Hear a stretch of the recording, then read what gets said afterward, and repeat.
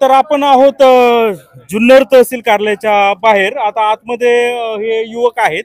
हे युवकांनी काहीतरी आंदोलनात्मक हत्यार उपसलं होतं आणि तहसील कार्यालयामध्ये ते गेले होते. नक्की काय घडलं होतं? अनेक पोलीस, महिला पोलीस देखील या ठिकाणी आल्या होत्या. यांची नक्की मागणी काय आहे आणि इतका टोकाचा निर्णय घ्यायचं कारण काय घडलं? तुमचं नाव काय? सर्वप्रथम नाव सांगा. माझं नाव अमित मोडवे आहे. मी राहणारा मुंबईचा मडगावचा आहे. सदर मी 6 ते 7 महिने झाले ह्यांचा पाठपुरावा करतो पेपरासाठी 7-12 आणि फेरफारसाठी. पण सदर यांच्याकडनं मला कुठल्याही प्रकारची मदत न होता मला मानसिक आणि शारीरिक त्रास देण्याचा प्रयत्न झालेला आहे. हे सदर लेटर आहे माझ्याकडे. कधी तहसीलकडे जावा, तहसीलकडे गेल्यानंतर तहसीलने आम्हाला लिहून दिलेलं आहे डायरेक्ट. त्यानंतर माहितीचा अधिकार देऊनही तहसील साहेबां तलाठींनी लिहून दिले की माझ्याकडे नाही, सदर डॉक्युमेंट इथं जमा केलेले. इथं लेटर देऊन RTR टाकून सुद्धा माहितीचा अधिकार देऊन त्याचा अपमान करून याचं उत्तर ह्यांनी आढळत नाही असं झालंय. म्हणजे अमित मधुकर मोडवे आहे ते मुंबईला असतात पण मूळ प्रॉपर गाव त्यांचं मड आहे जुन्नर तालुक्यातील. त्यांनी मड मधले गट नंबर 224, 114चा 3 आणि यांचे 1930 ते 1940 म्हणजे 10 वर्षाचे त्या काळच्या 7-12 आणि फेरफार नंबर RTS ची प्रथम माहिती घेतली होती, मागणी केली होती. परंतु त्यांना असं उत्तर देण्यात आलेलं आहे तहसील कार्यालयामध्ये. आपण पाहू शकता जनमाहिती अधिकारी अर्थात निवासी नायब तहसीलदार यांनी असं दिलेलं आहे की गट नंबर 224, 114, 3 सन 1930 ते 40 सालचा 7-12 आणि फेरफार क्रमांक 1180, 1380 RTS हे अर्ज प्राप्त झालेला आहे व हे अभिलेख कक्षात शोध घेतला आढळ होत नाही. म्हणजे हे नाहीयेत असं त्यांचा रिपोर्ट आहे. म्हणजे चोरी झाली काय झाली त्यांनी आम्हाला द्यावं ना. एखाद्या शेतकऱ्याने एवढे मुद्देवान हे आहे म्हणजे माझ्या बरोबर जी जमीन आहे ती काय आहे कुठे आहे ती मला भेटली तर पाहिजे का कोणी खाल्ली. त्यानंतर आम्ही अपीलही केली. ते कष्टाचे पैसे ते आम्हाला वंचित ठेवतात त्या फाईल पासून. का ठेवता माहीत नाही. त्यावर आम्ही RTR केलं, अपील केली होते. अपीलला कमीत कमी 30 दिवसाचा कालावधी असतो. ह्याच्यावर दुसरी पण अपील मी केलेली आहे. ह्याच्यामध्ये मी कलम लावलेलं त्याचा ह्यांनी पुरापूर अपमान केलेला आहे. म्हणजे प्रथम अपील सुनावणी घेण्यास दिरंगाई होते असं अर्ज केलाय. म्हणजे अर्ज करून 3 महिने लुटून देखील प्रथम अपिलावर कारवाई होत नाही असं तुमचं म्हणणं आहे. हो. म्हणजे तुमच्या अपिलावर सुनावणी घेतली नाही तहसीलदारांनी? नाही, अजूनही नाही गेली. त्याच्यावर मी रिमाइंडर पण दिलंय. हे रिमाइंडर लेटर आहे. याच्यामध्ये काय शिक्षा होऊ शकते काय नाही की का हे करतात आहे तरीही त्याचा कुठलीही दखल घेतलेली नाहीये अजून सुद्धा. तुमची जमीन कुठे? माझी जमीन ही मडमध्ये आहे. माहिती आहे का जमीन कुठे? ती जमीन माहिती आहे पण तिथे काही गावगुंड वगैरेंचा ताबा आहे तुमच्या जमिनीवर. हा. तुमचे आई वडील कुठे असतात? आमचे आई वडील पुनर्निर्वाहासाठी आम्ही मुंबईला स्थायिक आहे. तर एवढे दिवस आम्ही वंचित होतो. किती वर्षापासून मुंबईला असता? मुंबईला आम्ही लहानपणापासून वयाच्या 30 वर्षापासून मुंबईला आहे. पण जागा जाऊ शकते का साहेब? या गोष्टीतून जागा नाही जाऊ शकत. पण ह्यांनी मला हे पेपर दिले तर मी न्याय निवाडा करू शकतो. लोक आयुक्त, माहिती अधिकार सगळे आहे साहेब आमच्या सेवेसाठी. पण इथूनच उत्तर भेटलं नाही तर त्यांच्यापुढे जाऊ शकत नाही ना. म्हणजे मोडवे साहेब तुमचं म्हणणं असं आहे का तुमची मड गावामध्ये जमीन आहे परंतु ती कुठे ती सापडत नाही? नाही, सापडत नाहीये. त्याचे 7-12 वगैरे आमच्याकडे सगळे पेपर आहे. आमच्याकडे फाईल आहे पूर्ण. त्याच्यामध्ये आमचे बरंच मोठं दप्तर आहे तुमच्याकडे. 7-12 आहे. 7-12 कुणाचं नाव आहे? आजोबांचं नाव आहे. त्यानंतर दुसरे कोणाची नावं ह्याच्यावर चढलेली आहे आणि ती कशा प्रकारे चढले त्याच्यासाठी ती आम्ही मागणी करतोय पण ती आम्हाला भेटत नाही. सावळाराम राबाजी मोडवे हे कोण आहेत? हे माझे आजोबा आहे माझे. सावळेराम हा. यानंतर ही नावं कशा प्रकारे चढली काय चढली म्हणजे हे तुमचे सावळेराम राबाजी मोडवे हे नाव तुमचं आहे हे तुम्हाला मान्य आहे. हा. परंतु हे लक्ष्मण नायकोडी, हा, दामू हे कोण आहेत? हे कोण आहे मला सांगता येत नाही. त्याचा फेरफार पण आहे आमच्याकडे. तर काही जंगल वाटेनी वय वाटेनी ह्यांनी घेतलेली आहे. नाणे कायदा हा कुठला GR आहे का असा? तो GR मला दाखवा आणि त्यांनी इथे बघा नाणे कायदा लिहिलेला असेल. बर, आता हे डॉक्युमेंट दाखवतायची तारीख काय आहे? खूप जुनं दिसते. हा, 97ची आहे हे सगळे माझ्याकडे. ह्याच्याकडे सगळं इथेही बघा चेंज झालेला आहे. 1380चा 1180 फेरफार झालेला आहे नंबर. म्हणजे तुमची जी जमीन आहे हा जो तुम्हाला तुम्ही 1 मिनिट तुम्हाला थांबवतो हा 7-12 कोणत्या सालचा आहे? हा 97चा आहे. 97च्या पूर्वी कोणाची नाव होती? सावळाराम रबाजी मोडवेंचे. एकट्याच होतं का? हा, दाखवता का तो 7-12 जुना त्याच्यापेक्षा? ते देत नाही आम्हाला, ते मागतोय ते आम्हाला देत नाहीये. ठीक आहे, परंतु तुम्ही मागणी काय केली? 1940 केली ना? हा. 1980 चा मागा ना? नाहीये ना, हे बघा ना, हा चेंज झालेला आहे ना साहेब फेरफार हा. 1380 वरून. आता हा एखादा व्यक्ती इथं मयत लिहिलाय, ह्याची तारीख लिहिली आहे. हे बघा 45. 49 हे बघा काय लिहिलंय, भीमाबाई तुकाराम, हे मी बरोबर वाचतोय का? हा, मोडवे ही गावी तारीख 49 म्हणजे साल सांगतो मी डायरेक्ट, मयत झाली असून तीच वारस पुतण्या मारुती मोडवे आहे. आणि आमच्या फेरफारावर बघा कसं लिहिलं, 45 वर्ष मयत आधी. म्हणजे ह्यांना काय तारीख नव्हती का मेली ती? सांगण्यावरून मग त्याचा वारस कोण दिलंय? आहे ना रबाजी सावळेराम मोडवे, रबाजी सावळाराम मोडवे. आणि त्यांचा सातबार आहे ना रबाजी सावळेराम मोडवे. सावळाराम रबाजी मोडवे, जे हे 7 बाऱ्यावर आहे प्रथम नाव. तर सावळेराम हे तुमचे आजोबा आहे, ठीक आहे. तुमचं म्हणणं काय का ही बाकीची नावं आलेत, ही लक्ष्मण, नाना, नायकोडे वगैरे, ही चुकीची आहेत असं ही तुमचं म्हणणं चुकीच्या आहे? पद्धतीची हे आहे. आता ठीक आहे, आता हे 19 90चा 7-12 दाखव, 97चा ना, 98चा बी नाही का, त्या 96चा बी नाही का? त्यांच्याकडनं घळ झाला असं त्यांनी उत्तर दिलं आणि ते चेंजेस आहे. आता जसं उदाहरणार्थ हे बघा, इथे यांनी या फेरफार मध्येच पूर्ण छेडछाणी केलेली आहे. 1380 वरून 1180 झालाय हा नंबर. खाडाखोड केलेली दिसत आहे इथं काहीतरी. हा, हे बघा ना, इकडेच आहे ना, हे बघा 98 आमचा फेरफार दाखवतोय इथं, परत इथं चेंज झाला 1380 झाला. झाला. आता इथे फेरफार बघा 2010 ला 1180 झाला. बर, याच्यामध्ये पेपरांसंगती सुद्धा हे लोक तुमचं म्हणणं जरा थोडस म्हणजे मला आलं लक्षात.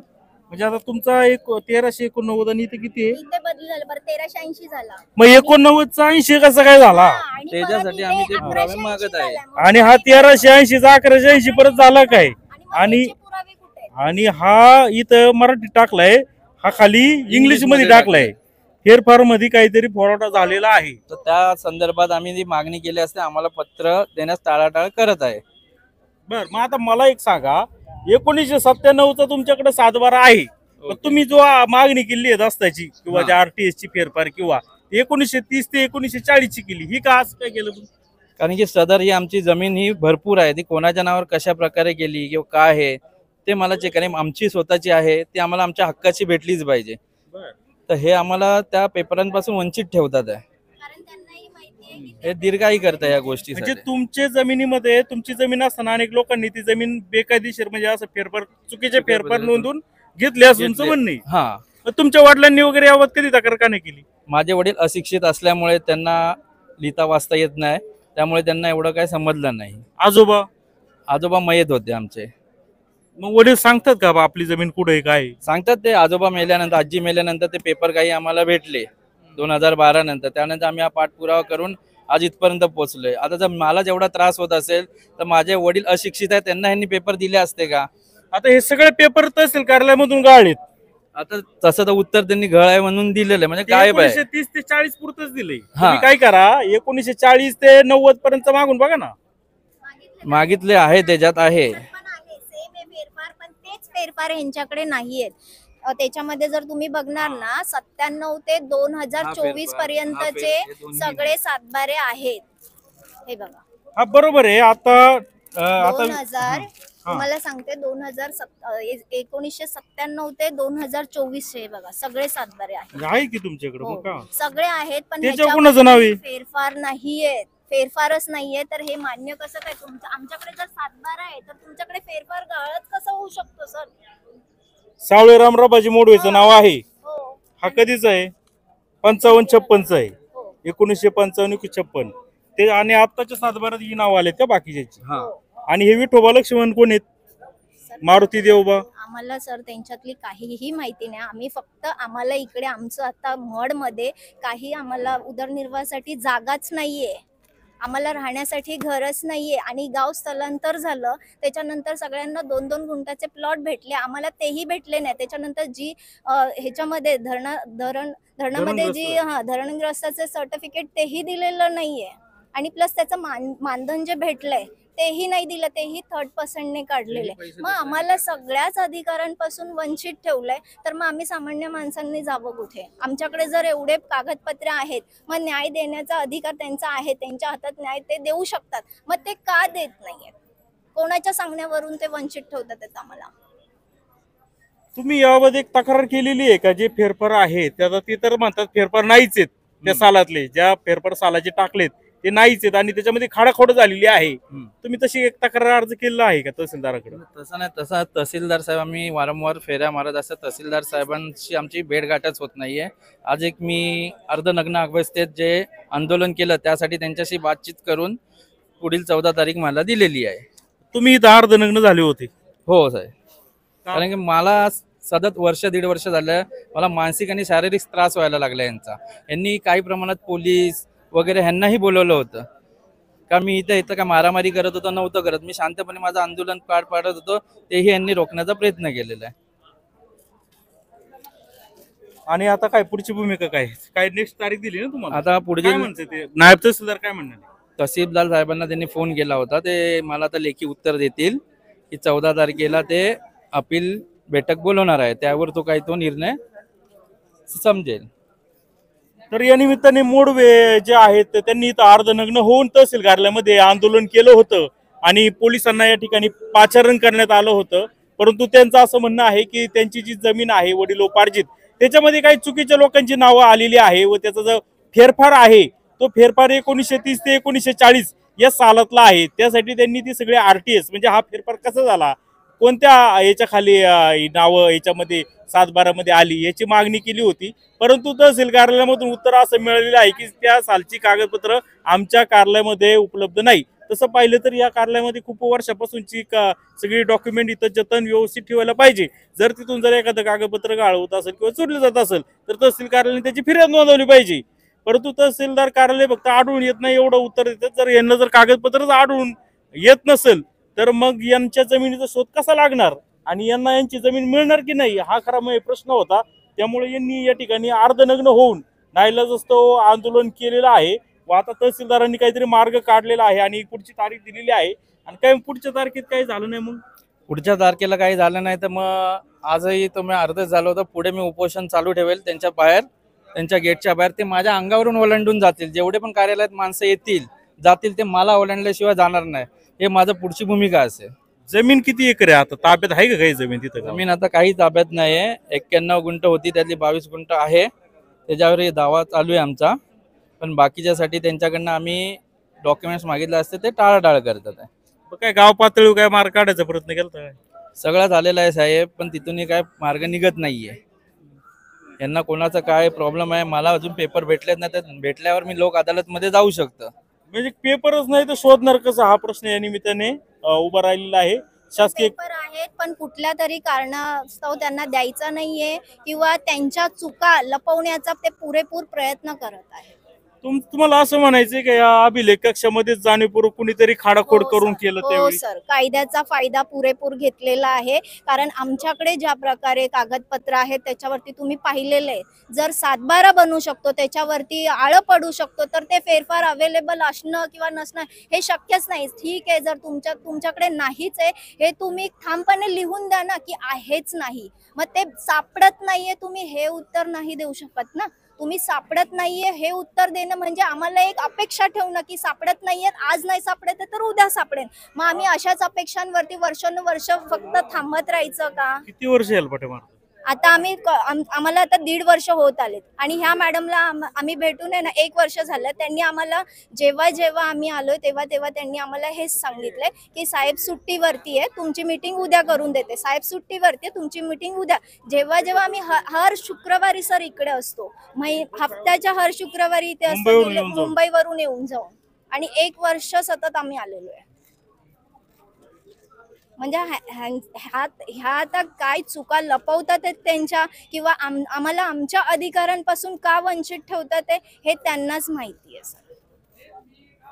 कारण कदाचित असंही त्यांची भीती असेल की आमच्याकडे एवढे सगळे पुरावे आहेत, जर ह्यांना एक ठामपणे पुरावा भेटला की कदाचित त्यांनाही खूप सारे प्रॉब्लेम्सला फेस करावं लागेल, त्याच्यामुळे कदाचित ते आम्हाला पुरवत नाहीयेत. ते कागदपत्र आमच्यापर्यंत पुरवत नाहीयेत. कागदपत्र आपण सातबारा पाहिलं तर त्याचे 3 सातबाऱ्यावर वेगवेगळे फेरफार नंबर आहेत. तर कोणताही जो हे झालेला आहे तो सेम असायला पाहिजे. काही जे मराठीमध्ये फेरफार नंबर होते ते खाडाखोड करण्यात आले तर या कागदपत्रावरून तरी दिसून येत आहे. वेगळेच भलते नंबर आहे आणि त्या नंबरचे फेरफार मागितले तर कागदपत्र उपलब्ध नाही असं उत्तर देतात.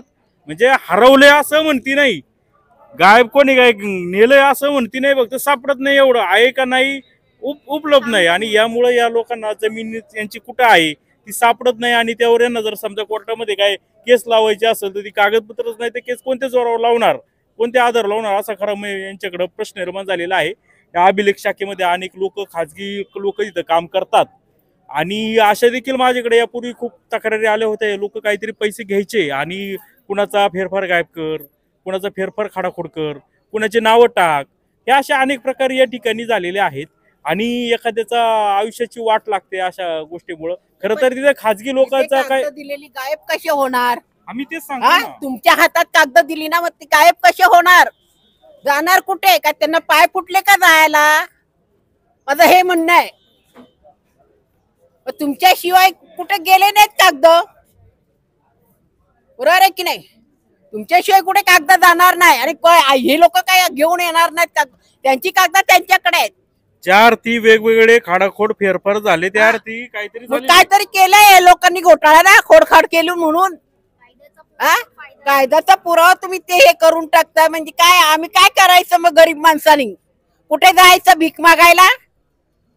आम्ही तुमच्या आशेवरती येतो ना इथे, का तुमच्याकडून आम्हाला काहीतरी निकाल लागेल, काहीतरी आमचं भविष्य खुलेल म्हणून? तर तुम्ही आमचं भविष्यच बंद करून टाकता इथं आल्यावर.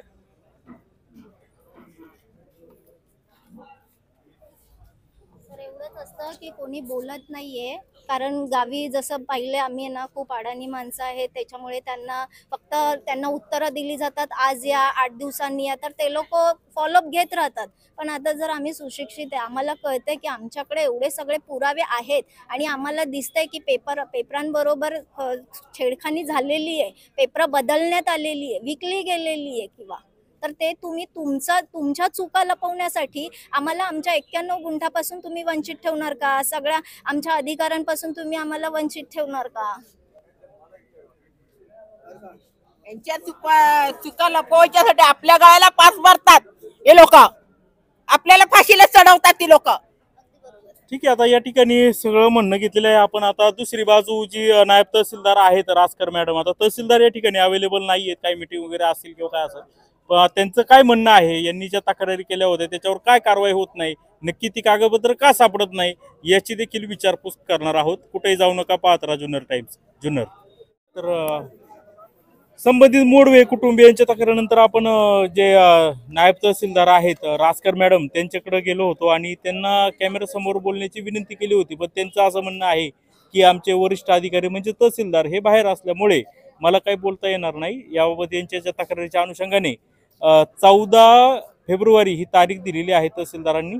त्या तारखेला सुनावणी होणार आहे व त्यांच्या कागदपत्र का आढळून येत नाही याबाबत योग्य तो निकाल दिला जाणार आहे. जुन्नर टाइम्स जुन्नर.